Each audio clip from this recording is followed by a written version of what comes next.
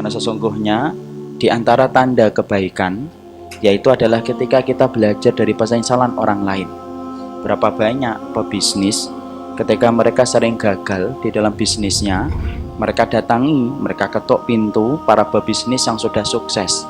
Mereka bertanya, apa perkara yang harus dihindari ketika bisnis yang dulu mereka dapatkan ketika mereka masih merintis bisnis.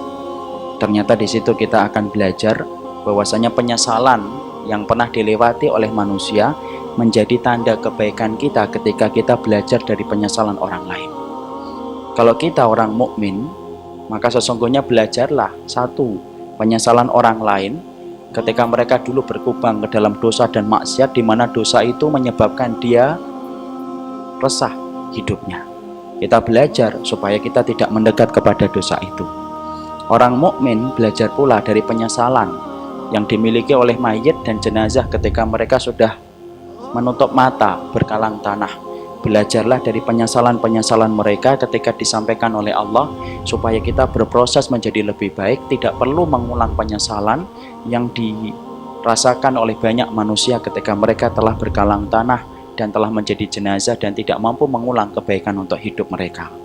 Orang yang baik bukan semata-mata orang yang melakukan ketaatan, tapi orang yang baik adalah orang yang belajar mengerti tentang keburukan dan penyesalan supaya kita tidak menyesal dari apa yang disesali oleh orang-orang yang hari ini sudah menghadap kepada Rabb-Nya. Oleh karenanya kita akan lanjutkan. Kemarin kita telah membahas bahwasanya di antara perkara yang diimpi-impikan oleh si mayit ketika mereka baru meninggal dunia. Kalau dia adalah orang yang beriman, maka dia bersegera ingin supaya dipertemukan dengan alam barzah. Kenapa? Karena dia faham bahwasanya apa yang telah dia kerjakan di dalam hidup telah mendapatkan kabar gembira dari Allah. Insya Allah ya, orang yang paling takut kepada Allah sampai banyak beramal menjadi orang yang paling tenang hidupnya. Makanya kemarin saya sampaikan ketika khutbah sholat gerhana, banyak-banyaklah takut kepada Allah di dunia. Karena orang yang paling banyak takutnya kepada Allah di dunia menjadi orang yang tenang ketika dia menghadap kepada Allah. Bahkan ketika dia baru menutup mata, dia sudah bisa mengatakan kepada para pemikul jenazahnya, Qaddimuni, qaddimuni, tolong dong, cepat segerakan aku supaya aku bertemu dengan liang lahatku. Itu orang yang beriman. Jadi Masya Allah, sebagaimana perumpamaan siswa yang belajarnya tekun, rajin. Ketika ujian dia mampu menjawab setiap ujian, maka dia selalu tidak sabar menunggu pembagian rapot.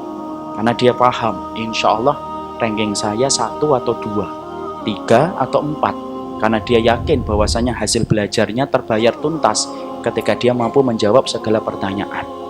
Itulah yang dirasakan orang mukmin, bahwasanya orang mukmin apabila mereka baru meninggal dunia, apakah bisa merasakan kenikmatan Ustadz walaupun hisabnya belum ditegakkan?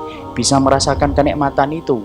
Karena sesungguhnya walaupun hisab belum ditegakkan untuk menimbang semua perbuatan yang dia kerjakan, dia sudah bisa merasakan bahwasanya dia menjadi orang yang beruntung hingga dia berkata, Qaddimuni, qaddimuni, ya Allah, segerakan cepat, jangan lelet kalian membawaku supaya aku cepat bertemu dengan liang lahatku, mendapatkan apa yang dijanjikan oleh Allah.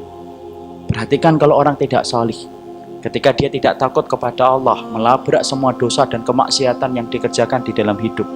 Orang yang tidak pernah takut kepada Allah di dunia menjadi orang yang paling ketakutan di padang mahsyar. Sampai ketika dia baru menutup mata dibawa untuk ke liang lahatnya. Perhatikan kata Rasulullah dalam riwayat Muslim, idza kana ghairu shalihatin. Orang itu kalau tidak salih, baru kemudian dibawa di atas kerandanya, maka dia berkata, ya wailaha, aina yadhabuna biha, yasma' sautaha kulla syai'in ilal insan walau sami'aha lasa'iqa. Maka kemudian orang-orang kalau tidak itu beriman, ketika dia baru dipindahkan dari tempat dia itu dikebumikan, lalu kemudian dibawa ke atas kerandanya, ketika dibawa oleh para pemikulnya, maka kemudian dia berkata, ya wailaha, kemana kamu akan membawaku? Di mana teriakan yang dia sampaikan didengarkan oleh seluruh makhluk, kata Rasulullah, ilal insan, kecuali satu manusia yang tidak mampu mendengarnya.